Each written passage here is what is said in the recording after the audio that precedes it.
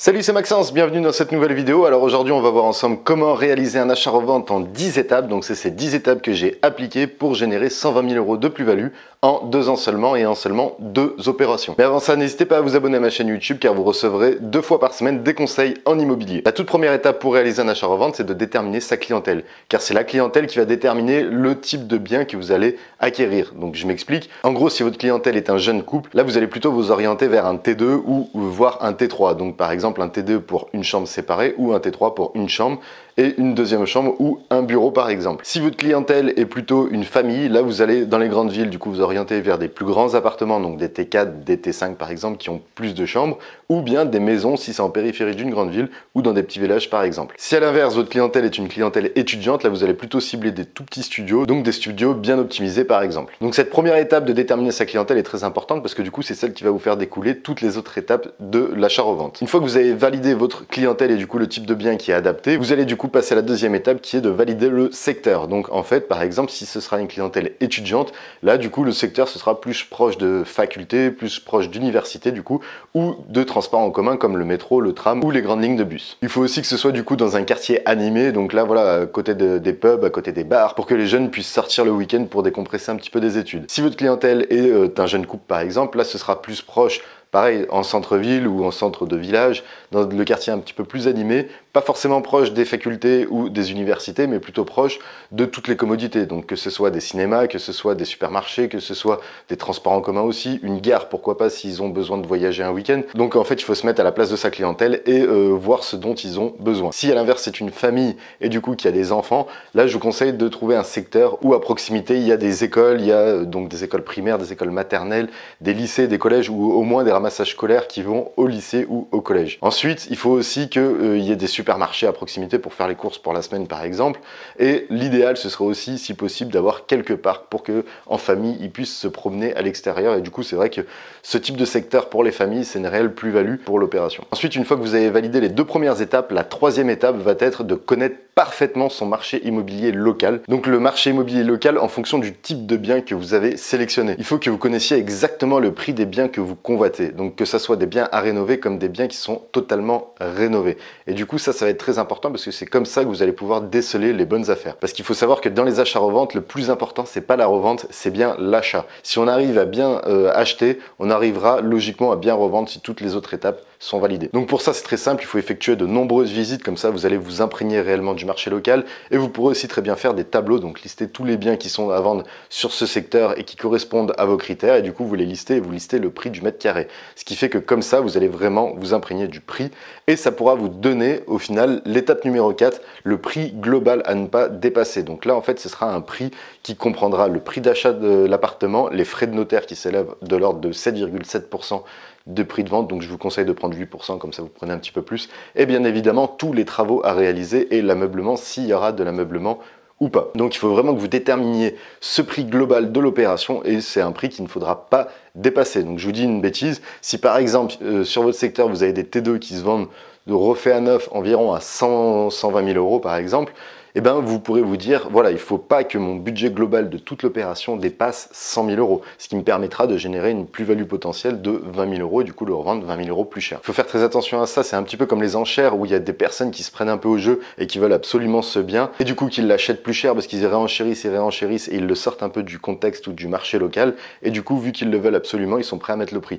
Vous, il faut vraiment que vous vous détachiez de ça, il faut que vous vous détachiez du coup de cœur, il faut que vous achetiez une ruine beaucoup moins chère que vous allez remettre au goût du jour et cette ruine, il faut que vraiment qu'elle soit bien en dessous du prix du marché et que le budget global de l'opération soit bien évidemment en dessous du prix du marché local. Une fois que vous avez réalisé ces 4 premières étapes, du coup la 5e étape ça va être d'analyser les travaux à réaliser. Donc le plus souvent je vous conseille de viser des appartements avec travaux parce que logiquement ils seront moins chers que le prix du marché.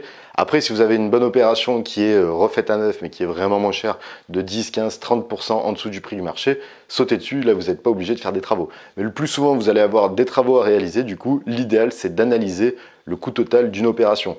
Pour ça, ce que vous pouvez faire, c'est déjà une première visite. Si vous voyez un bien qui est rénové, qui semble pas forcément très cher et abordable, et du coup qui correspond avec votre recherche, vous pouvez faire venir un artisan pour qu'il estime une fourchette de prix des opérations. Prenez toujours la fourchette pessimiste, la fourchette la plus haute. Comme ça, si ça rentre dans votre budget, malgré le fait que vous ayez une fourchette haute de travaux, votre opération sera rentable parce qu'après vous pourrez réaliser les travaux, enfin optimiser tous ces travaux. N'hésitez pas de contre-visiter le bien avec un artisan pour qu'il vous donne un budget global de l'opération si vous n'êtes pas du tout dans le bâtiment, et du coup ça vous permettra de vous donner l'enveloppe globale, donc en fonction du prix d'achat, des frais de notaire rajoutés et des travaux que vous allez rajouter. Ça permettra d'établir le prix global à ne pas dépasser, et si vous ne le dépassez pas, et bien là du coup ce sera une bonne opération. Ensuite, la 6e étape est un peu facultative, donc c'est bien négocier. Si c'est vraiment une très bonne opportunité, je vous conseille de ne pas forcément négocier, parce que du coup si vous voyez que le prix est 30% en dessous du prix du marché, il y aura beaucoup de concurrence, donc si vous essayez de grappiller quelques milliers d'euros, le bien risque de vous passer sous le nez. Si c'est vraiment une bonne affaire,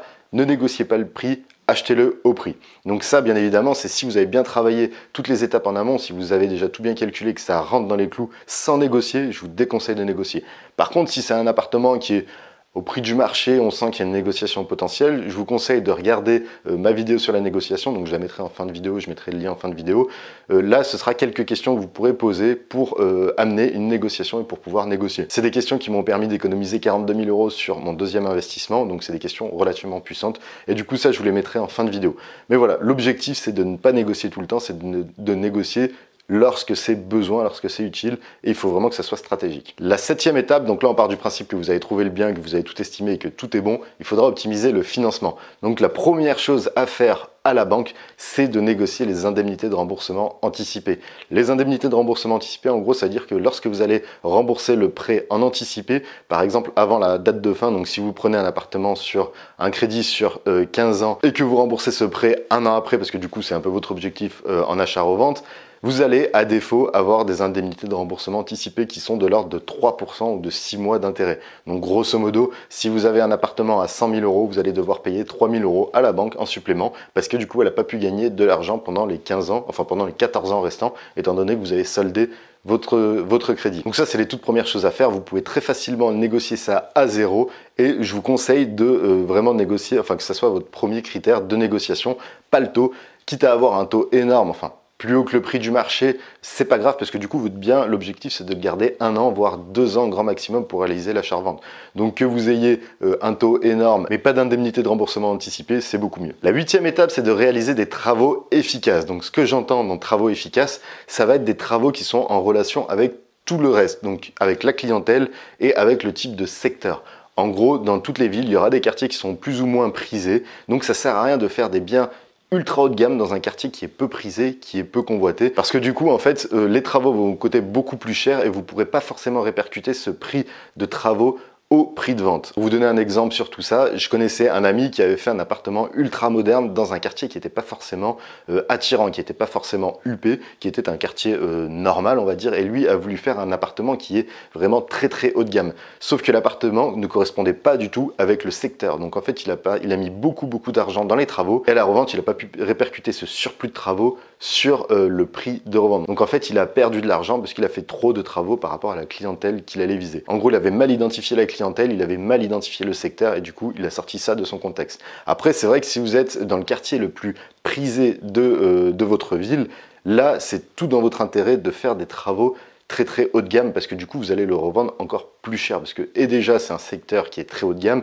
et si vous proposez un produit haut de gamme, là vous pourrez le revendre beaucoup plus cher. À l'inverse, si c'est un quartier un peu plus modeste et que vous proposez un appartement normal, refait à neuf, propre, mais sans avoir des robinets dorés d'or, enfin voilà, sans avoir du marbre par terre par exemple, ça se revendra au prix, ça ne vous coûtera pas forcément plus cher aux travaux, et du coup vous allez faire une bien meilleure opération malgré le fait que ça ne soit pas un appartement ultra haut de gamme. Donc voilà, cette 8e étape, c'est vraiment de réaliser des travaux efficaces, donc c'est des travaux en relation avec votre secteur et votre clientèle. Après c'est pareil, si vous achetez un grand plateau par exemple et que vous visez une famille mais que vous faites seulement que 2 chambres, ça sert pas forcément à grand chose. Il faut vraiment faire le nombre de chambres qui correspond avec le nombre de personnes que vous pourrez loger. Donc si c'est un appartement qui fait 100 mètres carrés et que vous faites que 2 chambres, c'est un peu ridicule parce que là du coup vous allez vous bloquer au niveau de la clientèle. Tandis que si c'est un 100 mètres carrés et que vous faites 3-4 chambres, là potentiellement vous allez pouvoir viser une famille, et du coup ce sera ce type de clientèle pour ce type de bien. La 9e étape, c'est de revendre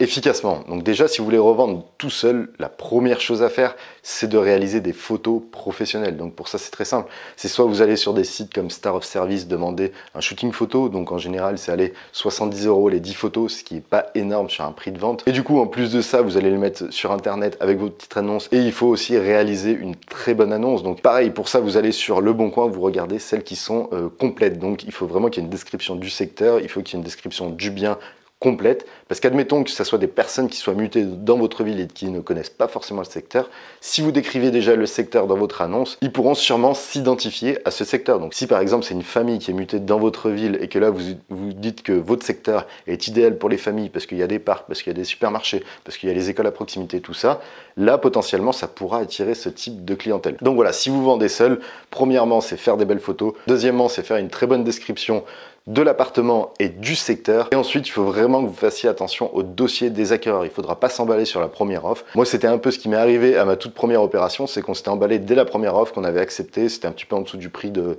vente, mais c'est pas grave, on l'avait accepté parce qu'on était tout excité. Sauf que dans la période de rétractation après le compromis, la personne est sortie de la vente parce que du coup, pour aucune raison, mais c'était juste parce que c'était un visiteur qui, je pense, peut-être voulait avoir l'excitation de signer un compromis. Donc faites bien attention, sélectionnez vos acquéreurs. Ne sautez pas sur la toute première offre, sauf si c'est vraiment quelque chose qui est très sérieux, si c'est une personne qui achète cash votre bien, pourquoi pas, parce que là du coup vous serez tranquille. Mais voilà, si vous n'avez pas forcément le feeling, je vous conseille de continuer les visites et d'attendre d'avoir de meilleurs dossiers. Après, si vous avez une offre au prix, normalement vous devez accepter cette offre. Mais là on parle bien de si vous n'avez pas forcément une offre au prix. La 10e étape, c'est d'optimiser les impôts. Donc pour ça c'est très simple. Si vous revendez un bien immobilier en résidence principale, vous n'allez pas avoir d'impôt sur la plus-value.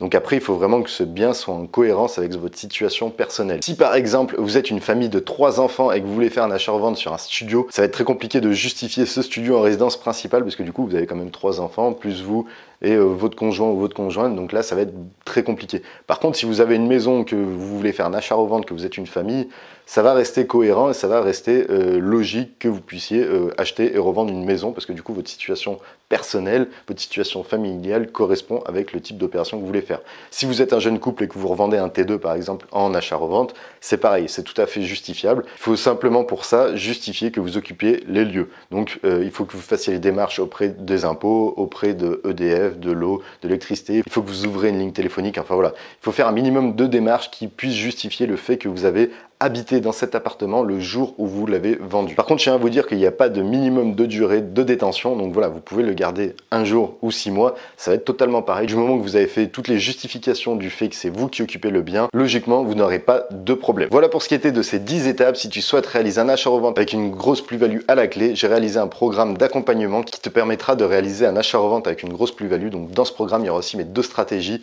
qui m'ont permis de doubler les plus-values. Sur mon deuxième achat-revente, j'aurais dû faire que 30 000 € de plus-value. Et grâce à cette stratégie que j'ai mis en place et que je t'enseignerai dans ce programme, j'ai pu la faire passer à 70 000 €. Donc j'ai gagné 40 000 € de plus. Pour ça, c'était très simple. Je t'explique tout dans la vidéo. Donc n'hésite pas, il y a tous les renseignements en dessous sur YouTube, dans la description. Et au-dessus sur Facebook, pareil, dans la description, tu trouveras tout. Sur ce, je te dis à très bientôt de l'autre côté.